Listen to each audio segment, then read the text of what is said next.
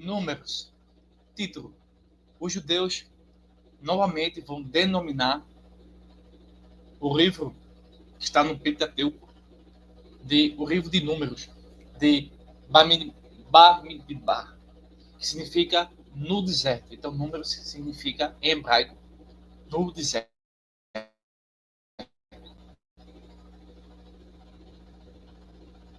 Então, de forma básica, essa literatura vai mostrar como o povo de Israel, os judeus, eles não conseguiram, de fato, obedecer a palavra de Deus, cumprir, de fato, aí tudo que Deus tinha assim ensinado, determinado.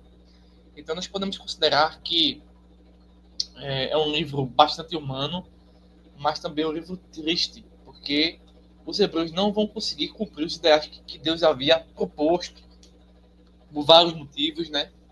Bem, devido ao fato de que a obra narra a peregrinação do povo de Israel no deserto, devido aos dois censos realizados entre o povo, capítulos 1 ao 26. O livro de Números, ele também pode ser conhecido como o livro dos censos, por se tratar de um livro de números. A Septuaginta passou a chamá-lo de aritmoi, isto é, números, é de onde vem o nome realmente do livro de números. Assim, a gente pode prosseguir para a autoria. Bem sabemos que a autoria do Pentateuco toda ela foi de Moisés, mas nunca é cansativo repetir essa evidência que está nos próprios textos. Então, como dito anteriormente, o autor de Números é o próprio assim Moisés. Jerônimo, o tradutor da Bíblia para o latim, Vulgata Latina, defendia a tese de que o Pentateuco foi revisto por Esdras, devido ao capítulo 21, verso 14 a 18, capítulo 32, verso 34 ao 42, terem sido possivelmente compilados posteriormente. Essa é uma situação que pode não compromete, né, a escritura ou a sua inspiração, mesmo que Jerônimo ou qualquer outra pessoa vinha a atribuir alguma porção a outro escritor também no Antigo Testamento.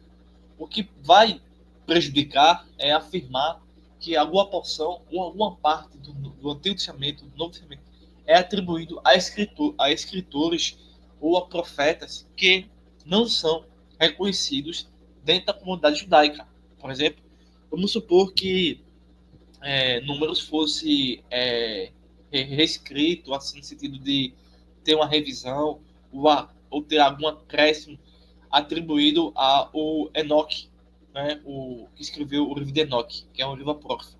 Então isso seria essa afirmação seria errada, né? Não haveria sentido em sustentar isso.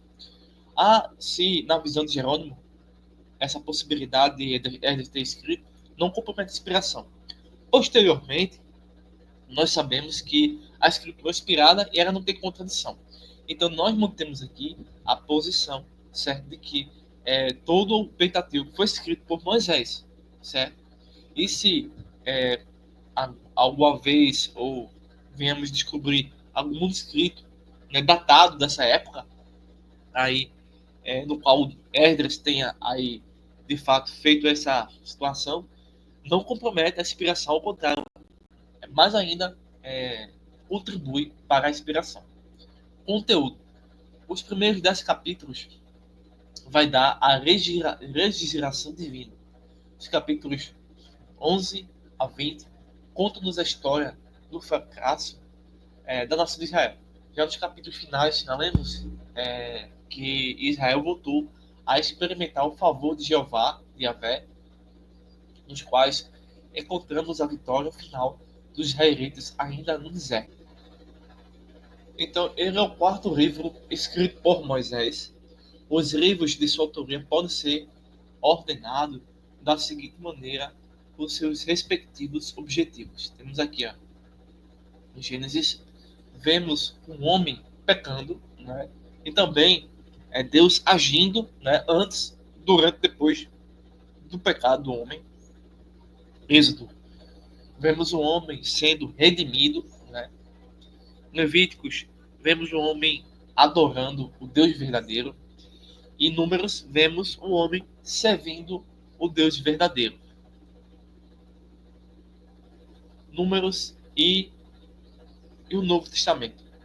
De forma bem rápida, há o episódio marcante em que a serpente picava, matando alguns do povo. Números capítulo 81. A forma achada para cessar esta praga foi levantar uma serpente de bronze.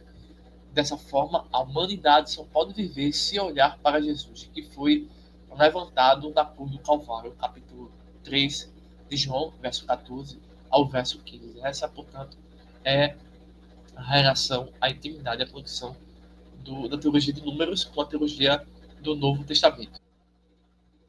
Bem, agora a gente vai trazer aqui uma refutação contra uma má interpretação que fazem ao utilizar o livro de Levítico, capítulo 21, para adorar ou reverenciar imagens.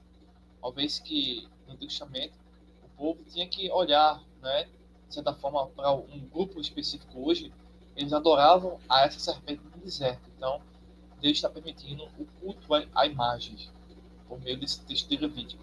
Então, a gente vai corrigir essa má interpretação, trazendo aqui para vocês como um conteúdo adicional dessa matéria, da teologia do Antigo Testamento, em especial o Levítico, mostrando como as pessoas podem distorcer os ensinamentos óbvios da Bíblia para conduzir o povo à perdição. A gente vai dar refutação a essa má interpretação que utiliza de Levítico 21 para a suposta possibilidade de cultuar imagens. A gente vai ver aqui no próximo texto que eu vou trazer para vocês aqui do ICP. Deixa eu ver como eu vou fazer aqui. Acho que eu vou ter que retirar essa parte aqui, remover e apresentar.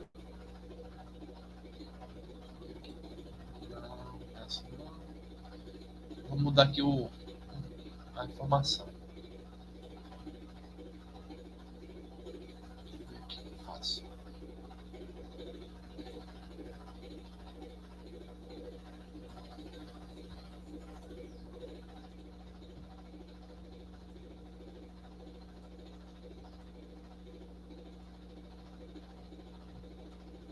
Pronto, acho que consegui, né?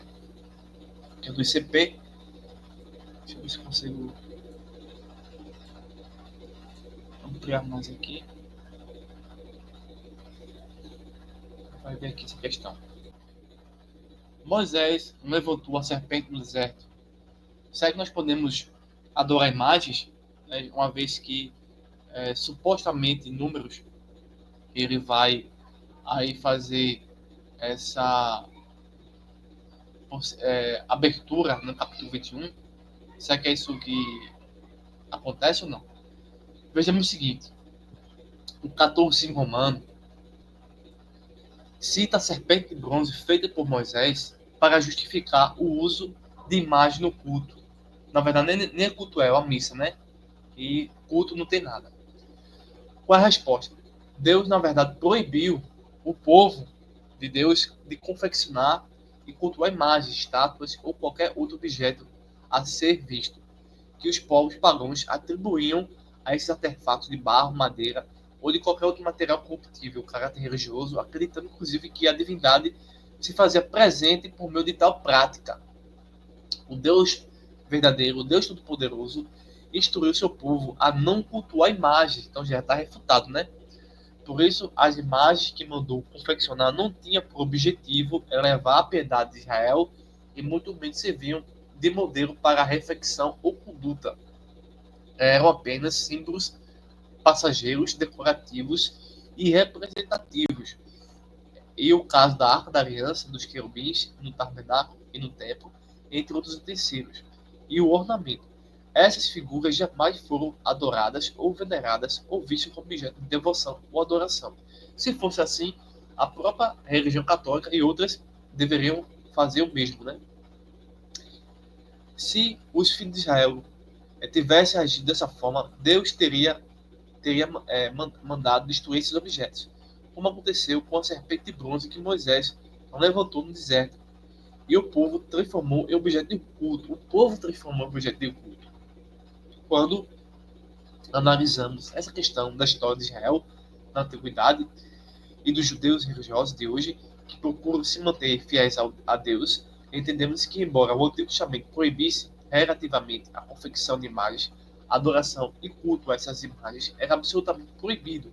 Não te postarás diante delas e não lhes prestarás culto.